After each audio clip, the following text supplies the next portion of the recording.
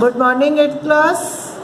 अभी live class में हमने चैप्टर नंबर 8 स्टार्ट किया, हिंद महासागर का मोती मॉरिशस। यानी मॉरिशस को हिंद महासागर के मोती के नाम से जाना जाता है।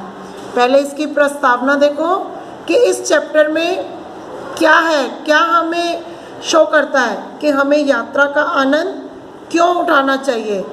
प्रतिबिंब क्या है, आपको किस प्रकार के स्थान पर घूमने जाना पसंद है, यानी जो स्थान आपको पसंद होगा उस स्थान का आप आनंद ज़्यादा ले सकते हैं। परिकल्पना,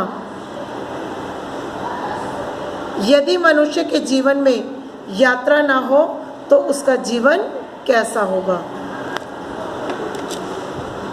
तो पहले हम इसके वर्ड मीनिंग देखेंगे।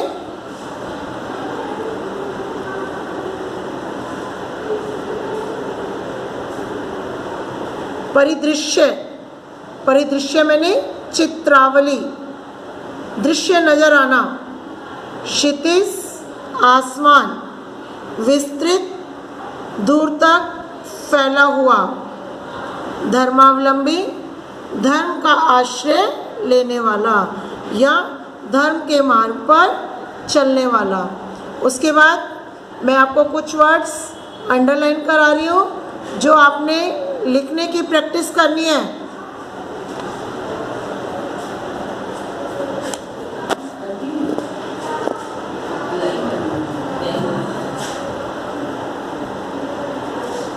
सामंजस्य, धर्मावलंबी अंडरलाइन करोगे, क्षितिज, परिदृश्य, विस्तृत, पोरलुई,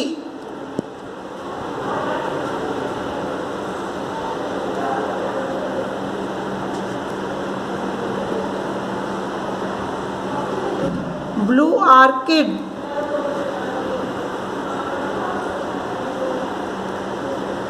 नज़ारा, नज़ारा मैंने सुंदरता,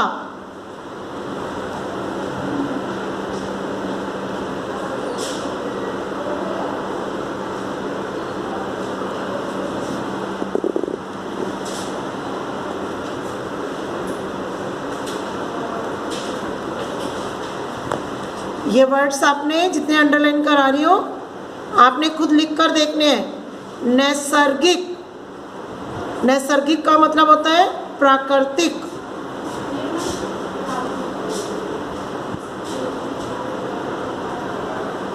क्षमता वाली, अपनी हिंदी को स्ट्रांग बनाने के लिए जितने वर्ड्स मैं आपको लिखवा रही हूँ, अंडरलाइन करा रही हूँ, सारे आपने लिख के देखने हैं।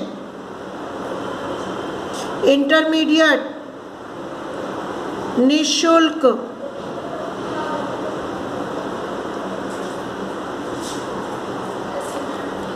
चलिए अब चैप्टर स्टार्ट करते हैं हम। हिंद महासागर का मोती अर्थात मॉरिशस। मॉरिशस को, मॉरिशस एक द्वीप का नाम है जिसे हिंद महासागर के मोती के नाम से जाना जाता है। मुंबई से ठीक 6 घंटे की उड़ान पूरी करने के बाद हमारा विमान, अर्थात लेखक कहता है कि उनका विमान शिव सागर राम गुलाम अंतर्राष्ट्रीय हवाई अड्डे पर उतरने लगा। पृथ्वी के निकट आते ही उन्हें वनस्पतियां दिखने लगी। जल के बीच उभरने लगा मॉरिशस द्वीप, यानी कि उनका उड़ान जो है पूरी करने के विमान जो है जहाँ उतरा वहाँ उन्हें जल के बीच में एक द्वीप नज़र आया जिस द्वीप का नाम था मॉरिशस, जिसे हिंद महासागर का मोती भी कहा जाता है। हवाई अड्डे से बाहर निकलते ही एक नया परिदृश्य था, अर्थात एक नया चित्र सामने था। ऊपर उभरा हुआ सा एक विस्तृत भूखंड, विस्तृत मैंने बहुत दूर तक फैला हुआ,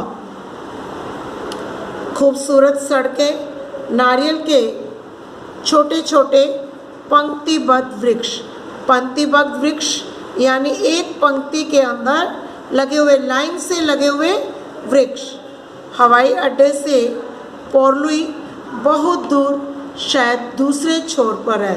छोर मैंने किनारा।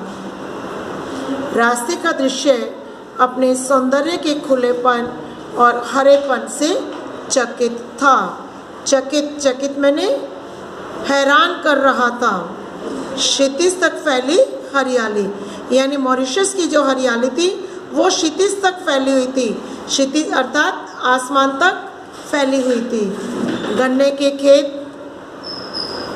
ऊंची ऊंची असम भूमि, कहीं कहीं टीले, कहीं कहीं पहाड़ियाँ, छोटे छोटे वृक्ष और केले के बगीचे वहाँ नज़र आ रहे थे। तेज़ रफ्तार से गाड़ी भाग रही थी। जैसे सड़कें वैसी ही कीमती कारें, यानी जितनी सुंदर कारें थी उतनी ही सुंदर सड़कें भी थी। ऊपर नीचे दाएं बाएं घूमती सड़कें और उन पर चलने वाला आदमी नाम का कोई प्राणी नहीं था। अर्थात मॉरिशस द्वीप पर की सड़कों पर केवल कारें नज़र आ रही थी। वहाँ पर कोई भी आदमी उन सड़कों पर चलता हुआ नज़र नहीं आ रहा था। इस देश में जनसंख्या का दबाव बहुत कम है। क्यों नहीं नज़र आ रहा था? क्योंकि वहाँ की जनसंख्या जो है वह बहुत कम है। मॉरिशस की कुल आबादी 12 लाख है। इसे अंडरलाइन करोगे, 1 मार्क का क्वेश्चन बनता है कि मॉरिशस की कुल आबादी कितनी है? 12 लाख। इसमें 8 लाख भारतीय मूल के लोग हैं। अर्थात मॉरिशस में रहने वाले कुल भारतीय कितने थे? 8 लाख। शेष 4 लाख में क्रियोल, फ्रेंच, चीनी और अन्य लोग थे। यहाँ मुख्यतः हिंदू, इस्लाम और ईसाई धर्मावलंबी हैं, अर्थात धर्म को मानने वाले लोग हैं। मॉरिशस में अफ्रीकी, चीनी, भारतीय, यूरोपीय, पुर्तगाली आदि संस्कृतियों का अद्भुत सामंजस्य देखा जा सकता है। सामंजस्य का मतलब मेल देखा जा सकता है। तो 8th क्लास आज इतना ही, बाकी नेक्स्ट क्लास में। थैंक्स। और आप खुद भी अपनी बुक से चैप्टर को रीड करेंगे और 1-1 मार्क्स के क्वेश्चन फाइंड करेंगे।